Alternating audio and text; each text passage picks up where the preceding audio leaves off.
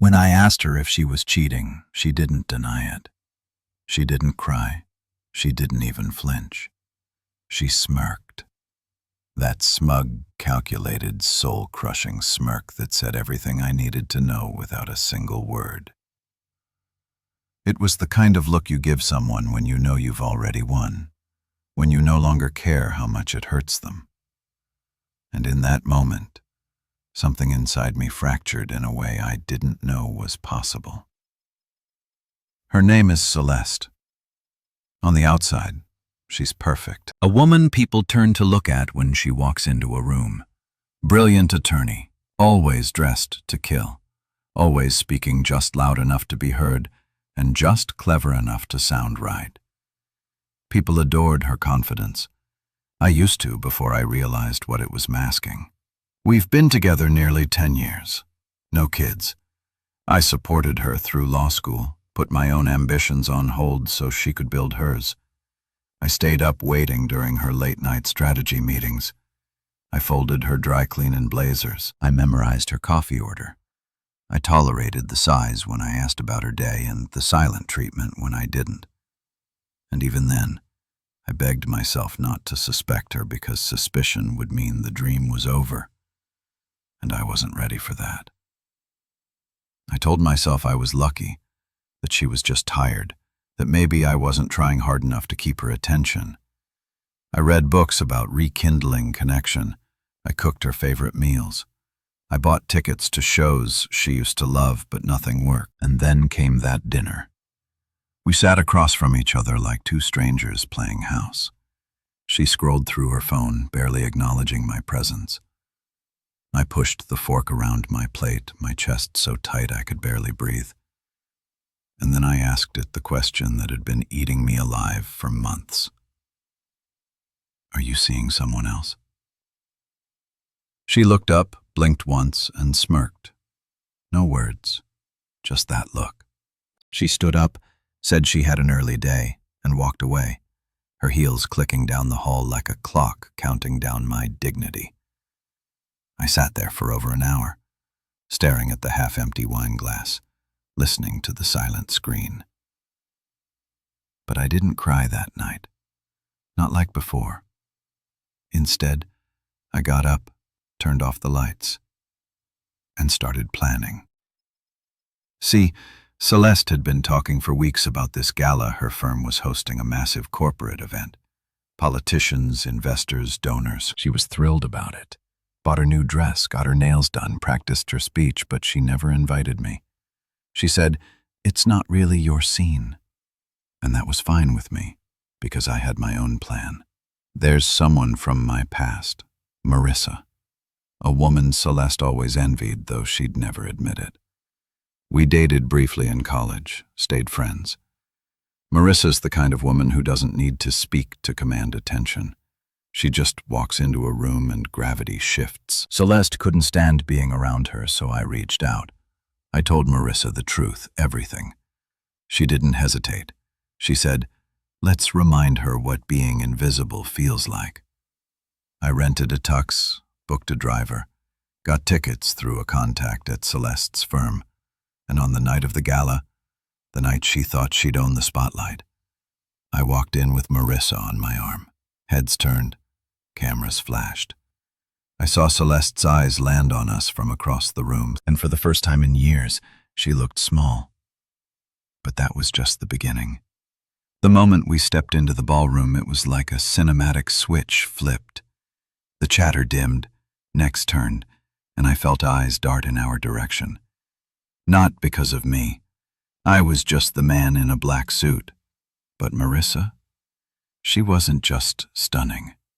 She was magnetic. Dressed in a deep emerald gown that hugged her perfectly, she walked with this effortless elegance that made people stop mid-sentence. She wasn't loud. She didn't pose. She didn't need to. And Celeste saw her immediately. She was standing by the bar with her colleagues, polished, posed, laughing too loudly, but her expression cracked the second she recognized who was on my arm.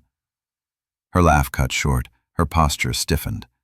I watched her eyes travel from Marissa to me and then back again. For the first time since that awful smirk at dinner, I saw something new on her face. Panic. She didn't come over right away. She stood still, sipping her drink, trying to act unaffected while clearly recalibrating the social dynamic she thought she controlled. I didn't approach her either. I had no intention of confronting her in some dramatic public scene. That would have given her power, turned me into the bitter husband. No, I wanted her to watch, to feel what it was like to be the one left out, the one dismissed, the one whose name wasn't whispered admiringly. Marissa played it perfectly. She wasn't flirtatious. She didn't cling to me. She treated me like someone she respected, someone she was proud to be seen with, and that more than anything made me feel human again. We spoke with donors. We met one of the firm's board members, and I even caught someone assuming Marissa was the guest of honor. Celeste's expression curdled with every passing minute. Then something unexpected happened. I was approached by a man I didn't know. Mid-40s, expensive watch, smug confidence. "You're Nathan, right?" "Celeste, husband," he said, extending his hand. I nodded cautiously. "Graham," he introduced himself. "I've heard quite a bit about you." The way he said it, it wasn't a compliment. Something in his tone rear of ownership, like I was some character in a story he'd already rewritten in his favor. That's when I knew this was him. Gee, the man she was seeing behind my back.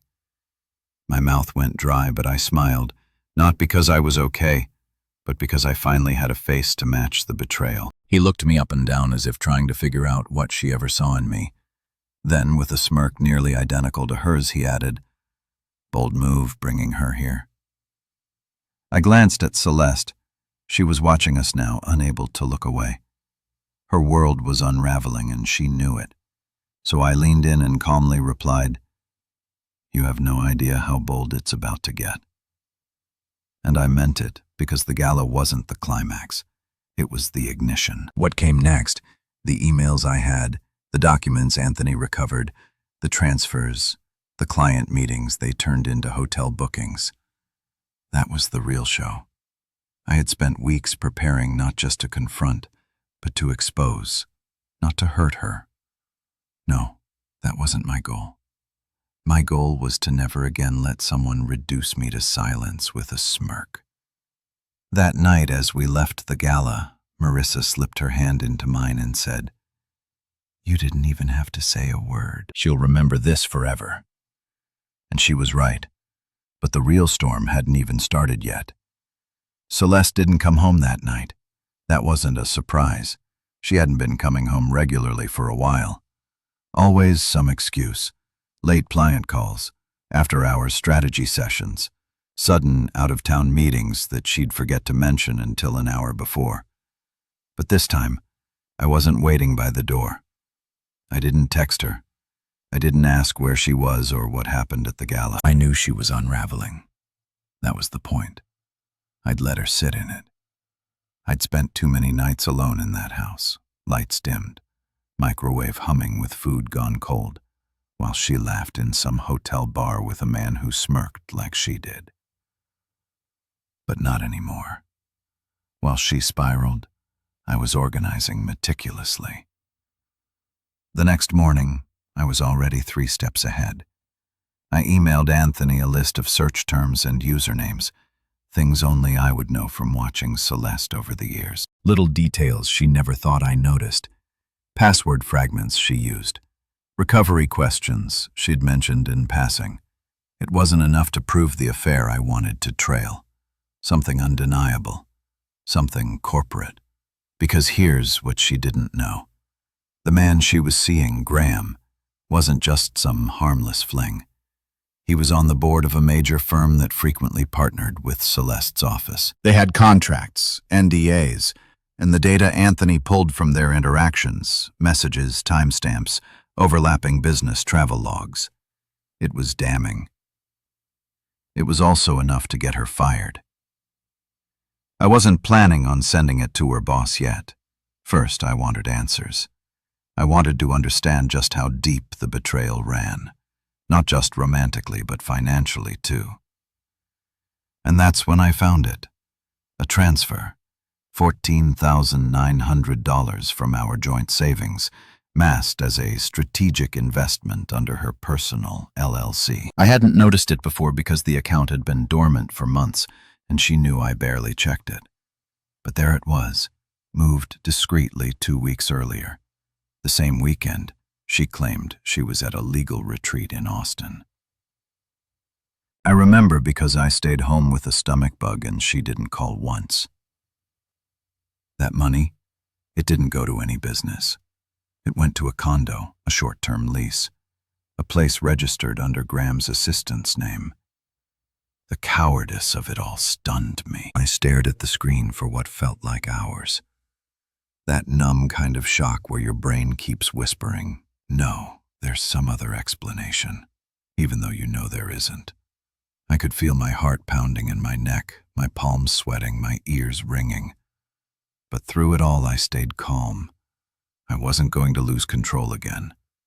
She came home the next evening, hair pulled up like she'd been trying to fix herself in the car, makeup slightly smudged, smelling like someone else's cologne. She walked in pretending nothing had happened, like the gallon never existed, like she hadn't seen me show up with someone who made her shrink into the wallpaper. I watched her drop her purse on the table. She didn't even look at me, just said, "Do we have any leftovers?" I didn't respond. She turned around, finally meeting my eyes, and asked, "What?" I smiled. Calm, quiet, measured. "I think we should have dinner tomorrow somewhere nice. You choose the place." She narrowed her eyes. "Why?" I shrugged. "I just feel like talking." She hesitated. That flicker of suspicion danced across her face, but she forced it down. "Fine," she said. "I'll make a reservation." She thought she was still in control, but she had no idea that I had already invited someone else to dinner, too.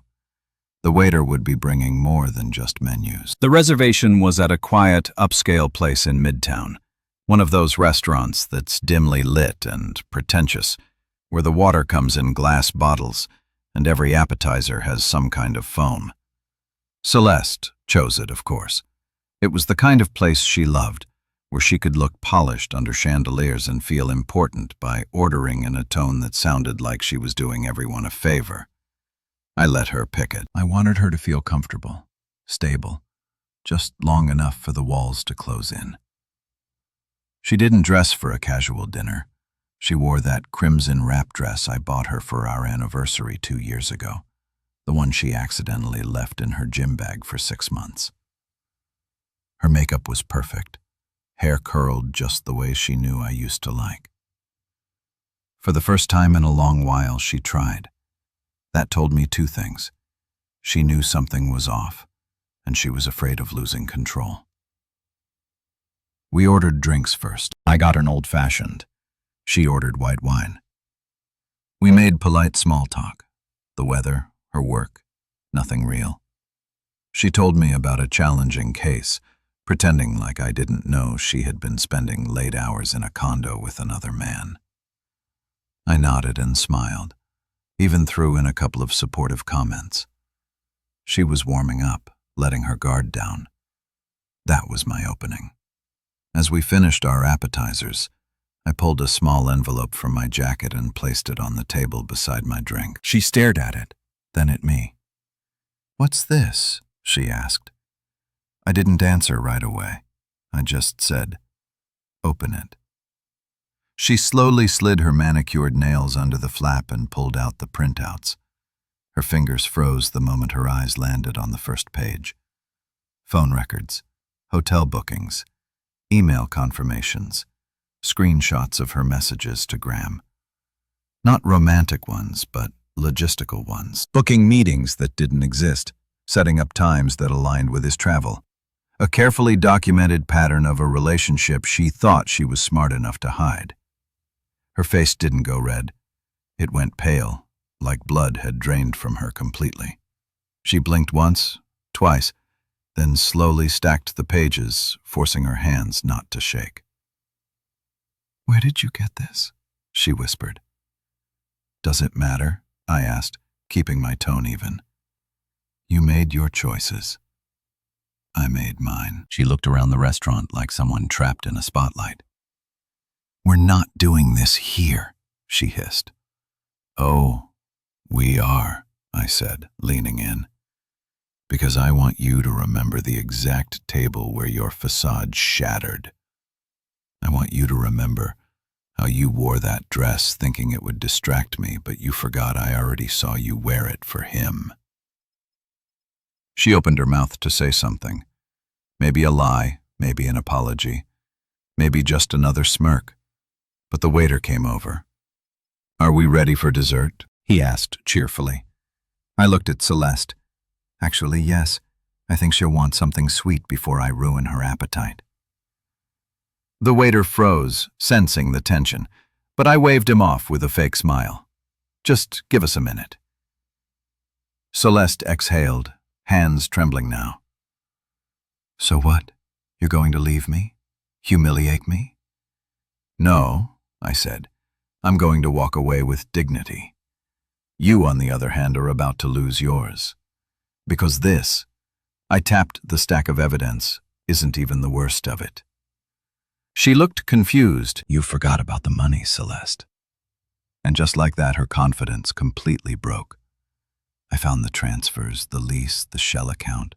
You stole from our future to fund your fantasy."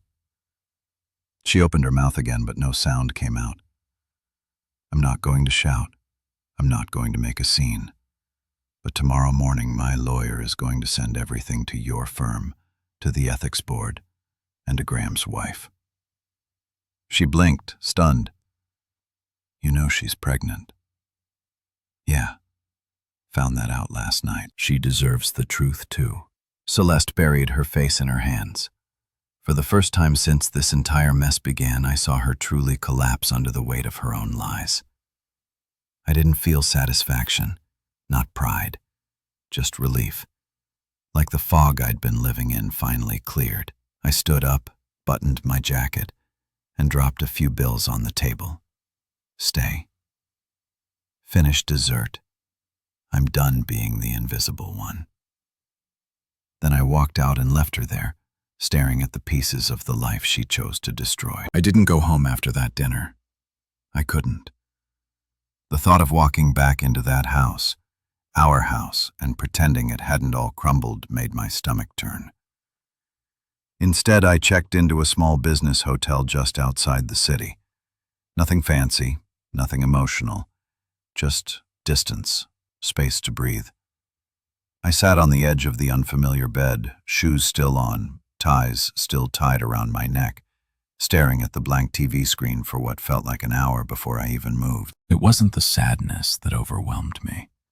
It was the sheer weight of everything I'd been carrying finally sliding off my shoulders. Quietly, heavily, but it was gone. The next morning I started what would become a very calculated unraveling. While Celeste likely spent the night spinning stories in her head, trying to strategize to minimize, to salvage whatever image she had left, I got to work. I contacted my lawyer and handed over everything. The financial records, the condo lease, the messages. He didn't even flinch, just looked at me and said, "This is going to be cleaner than she thinks." That word cleaner stuck with me because this wasn't about revenge anymore. It was about detox, removing poison I'd been drinking for years, pretending it was love. By midday, the notifications began. Celeste texted first. "We need to talk, please." Then came a call. I let it ring. Another message followed. "I made a mistake. I panicked. Can we meet?" I didn't reply. I wasn't being cruel. I was giving her what she gave me for years. Silence. I needed to be strategic now. She wasn't going to go quietly. She never did anything without a plan. and I could feel her scrambling behind the scenes. I called our bank and froze the remaining joint accounts, moved my paychecks into a separate one, notified the leasing agent of the condo that I'd be vacating soon. Alone. Every step I took was one step further from the man I had been. The quiet, accommodating version of myself who lived under her shadow. Later that week, I met with Marissa again, not romantically, just as someone who had witnessed it all, who reminded me that I wasn't imagining things. She asked how it all went down, and I told her everything. The dinner, the documents, the look on Celeste's face when the truth finally hit her. Marissa was quiet for a while, then asked me something no one had dared ask before. Do you still love her? I sat there for a long moment. I didn't know how to answer, not because I was unsure, but because I'd never had the space to consider the question without guilt attached. Did I still love Celeste? Or did I just love who I thought she was? I think I love the version of her that existed only in my head, I finally said. She nodded. And now I'm trying to love the version of me that I forgot about. That night, Celeste showed up at my hotel. I didn't give her the address. She must have dug through emails or checked my calendar. She looked tired, smaller, no makeup, dressed in a simple hoodie and jeans like she was trying to unpolish herself into someone I'd feel sorry for. Nathan, she said as I opened the door. I didn't say anything. I didn't invite her in. I just want to talk. Still silent. I know I messed up, but you ambushed me. You embarrassed me. I raised an eyebrow. You embarrassed me. That's what she led with. No apology, no ownership. Just her discomfort at being held accountable. Do you want me to say sorry? She asked sharply. I let out the smallest laugh, dry, bitter, exhausted. No, Celeste. I want you to say something real. I want to know if you ever, even for a second, respected me. That stopped her. Her mouth opened, but nothing came because we both knew the answer. I closed the door, and this time I didn't feel anything at all. The days that followed were strangely quiet, like the eye of a storm. Not the calm kind, the tense, suffocating kind that lets you know it's not over. Celeste went silent. No more texts, no more unexpected appearances. I wasn't naive enough to think she'd given up. She was just recalculating, trying to find a new angle. That was her way. Never confront directly. Always manipulate the air around her until you choked yourself without even knowing she'd touched you. I had moved most of my things into a temporary studio apartment I found near the edge of downtown. It wasn't glamorous. In fact, it was barely furnished, but it was mine. No more scent of her perfume lingering on throw pillows. No more hearing her voice in every hallway. Just silence. And it was the first time in years that silence didn't feel like punishment. That Monday morning, the real unraveling began. I got a call from a blocked number. I let it go to voicemail.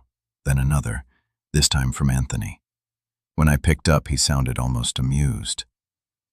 "Check your inbox," he said, and it was a forwarded message from someone inside Celeste law firm. An internal memo, confidential, stating that an ethics committee had been formed to look into inappropriate conduct involving a senior associate and an external party who served as a consultant for multiple cases. No names, of course, just vague enough to avoid lawsuits, but we both knew it was her. Graham had been listed as a corporate advisor on 3 high-profile cases Celeste worked on. The financial ties now exposed by the records I handed over to my lawyer had triggered a formal review. In that world, even a hint of impropriety is enough to freeze a promotion or end career. Celeste wasn't just losing me. She was losing the thing she worshiped more than our marriage. Her reputation. The next day, she emailed me. The subject line was blank. The message itself was short. Can we please meet just for 10 minutes? I need to explain something before it's too late. No emotion, no apology, just strategy. I didn't respond. That same afternoon, Graham's wife reached out. Her message was long, composed, terrifyingly calm. She thanked me for the evidence, told me she'd suspected things for months, said she was 6 months pregnant, and that she planned to raise the baby alone now. She didn't ask for sympathy, just thanked me for being the first honest person in this entire mess. That one hit harder than anything Celeste ever said because it reminded me that I wasn't the only one wrecked by this. There were ripple effects. Innocent people swept up in their little power game. That child would be born into a storm its parents created out of selfishness and entitlement. That evening, Celeste's mother called me. We hadn't spoken in almost a year. She sounded shaken. She told me everything. Nathan, she said she's not herself. I wanted to laugh. Not herself. I almost told her that Celeste had always been exactly who she was. The rest of us just wanted so badly to believe in the version she showed us. Instead, I simply said, I hope she figures herself out, because I wasn't going to do it for her anymore. The truth is, I didn't hate her. I didn't even want to destroy her. But I wasn't going to protect her image at the cost of my sanity. I had done that for too long. And now, with every consequence she faced, I felt a strange peace setting in. Not revenge, not victory. Just finally being free from pretending. By the end of that week, everything Celeste had spent years building was beginning to collapse around her. I didn't need to push it anymore. Gravity was doing the work. Her firm was reviewing her performance, which was code for, we're collecting documentation to justify letting you go without risking a lawsuit. Her relationship with Graham had imploded in the worst way possible. His wife had served him with legal papers and moved in with her parents. Apparently, she'd sent screenshots of Celeste's messages to multiple people in their social circle, including his supervisor and board members. A quiet scandal was turning into a firestorm, and Celeste, for the first time, had no script prepared. But what truly surprised me wasn't how fast her world unraveled. It was how desperate she became once it started. It began with a voicemail. She sounded exhausted, tearful, but also oddly formal. Nathan, I know you probably won't believe anything I say anymore, but I really didn't plan for this to go this far. I didn't expect to fall for someone else. I didn't expect you to find out this way. I need to talk to you, not to fix it, just I need you to know something. I didn't call back, not because I didn't care, but because I'd stopped giving her power over my peace. Then came the letter, handwritten, 8 pages, neatly folded, left at the front desk of the studio I was renting. She hadn't seen me in weeks, and now she was pouring her soul out on lined paper like it was 1998. She wrote about how she'd been scared of turning into her mother, how she felt invisible in the relationship, how Graham made her feel alive again, but also trapped, and how she knew what she'd done was beyond forgiveness. She wrote that she couldn't look in the mirror without seeing the woman who destroyed the only person who truly loved her. And for a moment, I almost broke because it felt real, honest, vulnerable. But then I read the final line. I still believe we were meant to be. Nathan, I hope you remember that when you're done being angry. That was the line that reminded me why I left. Even in her apology, she was rewriting the narrative. She wasn't taking full responsibility. She was still framing my reaction as the problem, as if my anger was what kept us apart. Not her lies, not her choices, not the months of manipulation, the stolen money, the silence, the smirks, the gaslighting. She didn't miss me. She missed control. I burned the letter, not out of spite, out of clarity. I didn't want it lingering in drawers or boxes years later, making me question if any of this was my fault. I needed finality. A few nights later, I ran into someone who used to work at Celeste's firm, Jessica, a junior associate who always seemed to be on the fringe of their social circle. She spotted me at a bookstore cafe and came over to say hi. I expected awkwardness, maybe pity, but instead she said something I'll never forget. You know, people there used to talk about you like you were the background character in her story. But after everything that happened, it's like the curtain got pulled back. Everyone sees her differently now. She paused. And you? You walked out with more dignity than I have ever seen. I didn't know what to say. I just nodded, smiled a little. I hadn't felt like a person with dignity in a long time, but maybe I was starting to. That weekend, I started boxing up the last of my things from the house. I didn't tell her. I waited until I knew she was gone, then slipped in with a moving crew, took what was mine, and left no note behind. The wedding photos, I left those. The couch we bought together, gone. The ugly vase her aunt gave us that she insisted we display. Even though I hated it, I smashed it in the trash can out back. Closure doesn't come all at once. Sometimes it's found in the rhythm of packing tape, the thud of a drawer slamming shut, the quiet click of a front door locking behind you one last time. I didn't look back. It's strange the way healing sneaks up on you. One moment you're sitting alone in a studio apartment surrounded by cardboard boxes and half-folded laundry, unsure if you've made the right decisions. And the next, you're halfway through your morning coffee when you realize the heaviness is gone. No sudden moment of epiphany, no dramatic music cue. Just a quiet morning where the air feels lighter and the silence doesn't echo anymore. A few weeks after moving out, I took a road trip. No destination, just my car, an old playlist I hadn't touched in years, and the unfamiliar thrill of not having to explain myself to anyone. I drove through old college towns, small coastal roads and mountain highways. I stayed in cheap motels and sometimes didn't talk to another soul for a full day. And instead of feeling lonely, I felt present. I started remembering who I was before I let someone else rewrite my worth. One night, somewhere in northern Vermont, I found myself parked in front of a lake just after sunset.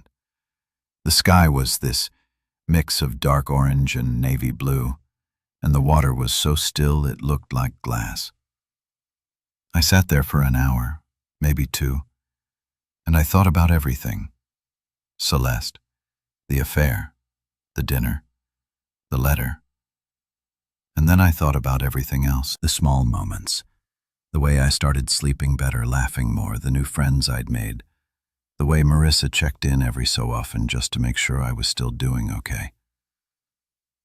I didn't feel broken anymore. I felt rebuilt, slowly, carefully.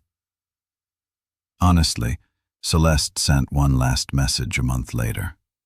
It simply said, "I hope you're doing okay." I really mean that. And maybe she did. Maybe she was finally starting to see the damage, not as something she caused in the moment, but something that had stretched back years. But I didn't reply, not because I was angry, but because I no longer needed anything from her. Not closure, not validation, not an apology. I was already on the other side. A year later, I met someone. Not in a dramatic love-at-first-sight way, nothing like movies. Just a conversation in a bookstore, an honest laugh over coffee, a shared appreciation for quiet mornings and bad mystery novels. Her name's Lena. She knows everything. And still, she stayed. We take things slow. We talk, really talk, like grown-ups who know what it feels like to be lied to, and who now value the truth more than the illusion of perfection. I'm not the same man I was when this started. I'm stronger now, softer in the right places. I don't shrink myself anymore to fit into someone else's narrative. And maybe that's the real win. Not revenge, not punishment. Just peace. Real, quiet, unshakable peace. I got my life back. And this time, it's mine alone too.